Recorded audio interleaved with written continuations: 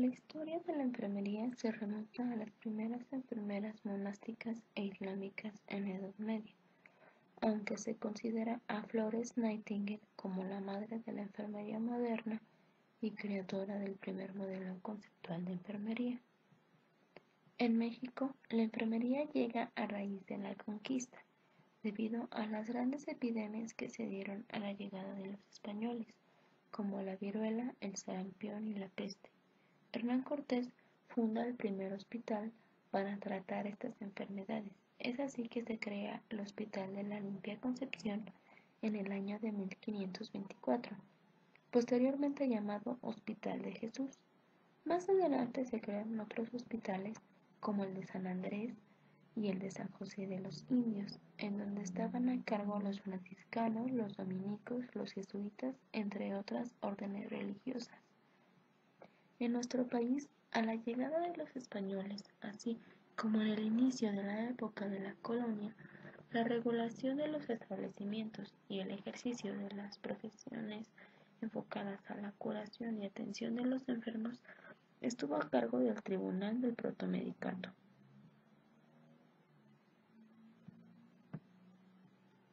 El Protomedicato fue un tribunal que se estableció en España, en varias ciudades y provincias de sus dominios, con el objeto de vigilar el ejercicio profesional de los médicos, cirujanos, boticarios y parteras. Tenía jurisdicción en todos los problemas de salubridad pública, cuidaban de la buena preparación y despacho de medicamentos y disponían de las providencias necesarias en caso de epidemias o otras calamidades.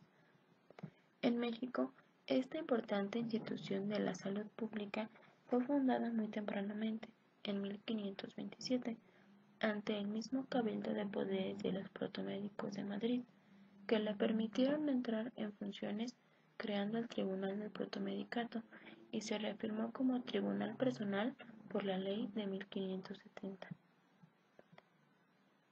Al fundar el gobierno español la Real y Pontificia Universidad de México en 1553, por gestiones iniciadas del virrey don Antonio de Mendoza y del obispo fray Juan de Zumárraga, ante la confirmación del Papa Clemente VII, la universidad obtuvo la calidad de Real y Pontificia Universidad de México. 5 eran las facultades que albergaba: artes, teología, cánones, leyes y medicina.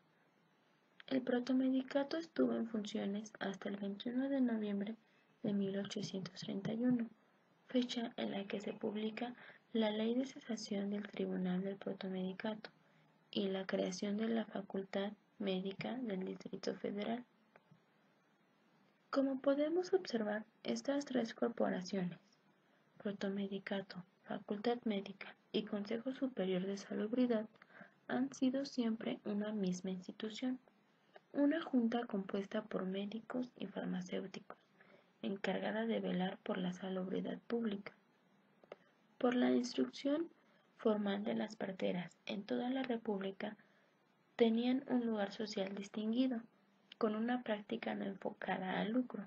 Finalmente, la mayoría se encontraba en una situación educativa privilegiada en un país donde el analfabetismo predominaba.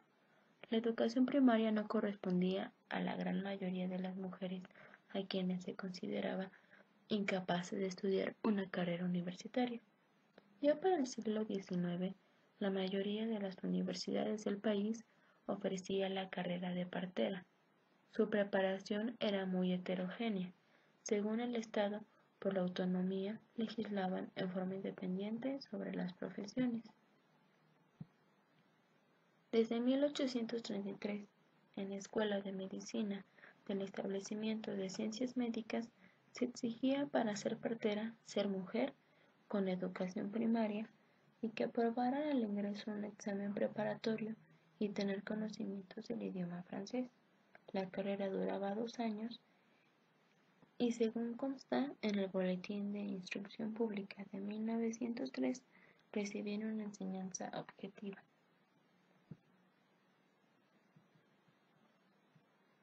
La situación de las enfermeras era muy distinta. En primer lugar, cabe aclarar que con el nombre de enfermera se denominaban las actividades que mujeres y hombres realizaban en los hospitales fundados desde el siglo XVI en la Nueva España. En la mayoría de las ordenanzas aparecen en la categoría de sirvientes, porque además de atender a los enfermos, se especifica su ubicación laboral: enfermera lavandera, enfermera cocinera, enfermera mandadera. En esas mismas, las parteras se ubicaban dentro del personal científico o del administrativo, y su salario era 3 veces mayor que el de las enfermeras.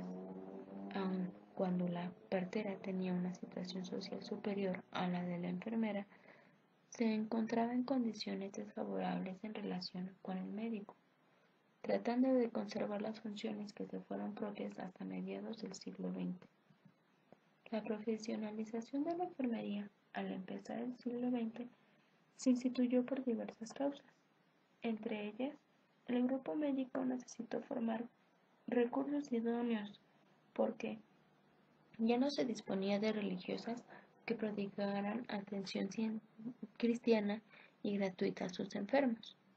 No podían utilizar a las parteras para atender a sus enfermos, puesto que ellas tenían bien definidas sus funciones y nivel jerárquico. Las enfermeras no estaban acordes con las enormes posibilidades de desarrollo médico que el nuevo siglo prometía. Este proyecto requería de cambios en la estructura, que hasta ese momento había tenido la atención a los enfermos, y esos cambios se dieron en 3 ámbitos, principalmente educativo, ideológico y administrativo. En el ámbito educativo, desde 1900 se iniciaron los intentos por capacitar a las enfermeras que laboraban en el Hospital de San Andrés en la Ciudad de México. De 1900 a 1905 fueron varias las estrategias del grupo médico para reunir un buen grupo de estudiantes. Se pretendía que los aspirantes, hombres y mujeres, tuvieran, entre otras cualidades, un determinado grado de estudios, como haber cursado la escuela normal o los estudios de obstetricia. El doctor Eduardo Lisiaga puso gran empeño en ello, trayendo incluso a enfermeras extranjeras para hacerse cargo de la educación de las enfermeras, ante la necesidad urgente de preparar al personal que habría de trabajar en el Hospital General, inaugurado el 5 de febrero de 1905. Una vez en funciones, el personal médico fue el encargado de dar las clases, designar personal de enfermería para que vigilara el trabajo de las estudiantes y establecer coordinación con la Secretaría de Instrucción Pública y Bellas Artes para validar los estudios que las alumnas cursaban en el Hospital General y al incorporarse a la Escuela de Medicina de la Universidad. Se reconoce que ya desde 1896 se había iniciado la capacitación de algunas mujeres en el Hospital de San Andrés con ayuda de enfermeras alemanas que se trajeron para tal fin. Sin embargo, tras la inauguración en 1905 del Hospital General, se inició el adiestramiento formal de enfermeras. 2 años más tarde, en ese mismo nosocomio, el 9 de febrero de 1907, se fundó la Escuela de Enfermería. El 16 de noviembre de 1843 llegaron a la Ciudad de México las Hijas de la Caridad. Fueron recibidas por compacta multitud, entre las que se encontraban comisiones del ayuntamiento. Tales simpatías y diferencia de que el objeto por parte de las autoridades y en general de todas las clases sociales fue debido a la justificada fama de bondad que tenía su instituto y a la gran falta que hacían en los hospitales que desde los últimos años del periodo virreinal habían sufrido lentamente y progresivamente decadencia. En 1910, con la reapertura de la Universidad Nacional de México, Justo Sierra promovió la reforma integral de la educación mexicana, favoreciendo el desarrollo de extensión de la enseñanza y la investigación científica para contribuir al desarrollo nacional. Al reabrirse la Universidad Nacional, La Escuela de Medicina se integra a ella el 26 de mayo de 1910 y el 30 de diciembre de 1911 la Universidad de México aprueba integrar la enseñanza de la enfermería a la Escuela de Medicina en las propias instalaciones de esta, situación que prevaleció hasta 1945, siguiendo las mismas normas y reglamentos disciplinarios de planes y programas que eran aplicados en ambas escuelas. En 1911 se incorporó a la Escuela de Medicina de la entonces Universidad Nacional y se estructuró así su primer plan de estudios de 2 años después de la primaria. Se instituyó como requisito para cursar la carrera de partera, actividad que nació antes de la enfermería, de ahí que esta escuela, al integrar la carrera de partera, recibió el nombre de Escuela de Enfermería y Obstetricia. En 1922, José Vasconcelos señalaba la técnica y el arte tienen como único fin social servir al pueblo, creando el escudo y el lema de la UNAM. En 1935 se creó el nivel técnico de la enfermería con duración de 3 años de estudios, que también fue requisito para cursar la carrera de partera.